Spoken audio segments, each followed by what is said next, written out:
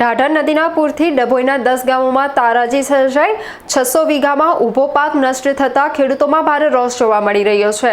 ડભોઈ તાલુકામાંથી પસાર થતી ઢાઢર નદીના કાંઠા વિસ્તારમાં દર વર્ષની જેમ આ વર્ષે પણ પૂરના કારણે ભારે તારાજી સર્જાઈ છે। દેવ ડેમમાંથી તંત્ર દ્વારા અચાનક પાણી છોડાતા ઢાઢર નદી બે કાંઠે વહેવા લાગી હતી, જેના પરિણામે નદી કિનારે આવેલા આશરે 10 જેટલા ગામોના ખેતરોમાં પૂરના પાણી ઘૂસી ગયા હતા। હવે જ્યારે પાણી ઓસર્યા છે ત્યારે ખેતરોમાં વિનાશકના દ્રશ્યો સામે આવ્યા છે। ખેડૂતોનો આશરે 500 થી 600 વીઘા જમીનમાં વાવેલો મરચી, કપાસ અને શાકભાજીનો ઊભો પાક સંપૂર્ણપણે નિષ્ફળ ગયો છે। પાક ધોવાઈ જતા સ્થાનિક ખેડૂતો પર આર્થિક પાયમાલીનું સંકટ ઘેરાયું છે। છેલ્લા 3 વર્ષથી તંત્ર દ્વારા કોઈપણ પૂર્વ જાણ કે યોગ્ય સૂચના આપ્યા વિના જ અચાનક દેવ ડેમમાંથી પાણી છોડી દેવામાં આવે છે।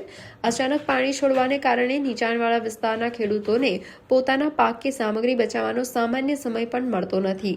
તંત્રની આ વારંવારની લાપરવાહી અને ગેરવહીવટના કારણે દર વર્ષે જગતના તાતને મોટું આર્થિક નુકસાન સહન કરવાનો વારો આવે છે। પીડિત ખેડૂતો દ્વારા તાત્કાલિક ધોરણે નુકસાનીનો સર્વે કરી યોગ્ય વળતર આપવામાં આવે તેવી માંગ ઉઠી છે।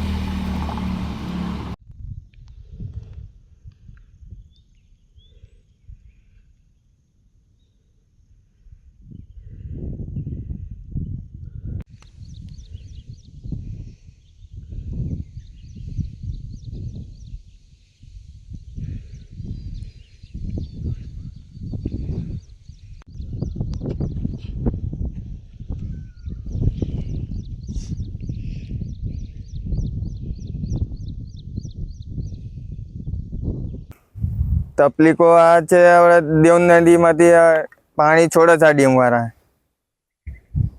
વધારે છોડ દે છે। નદીના આપણે કિનારા પર ખેતર છે અમારે। કયો કયો પાક છે અને કઈ નદી પસાર થઈ રહી છે?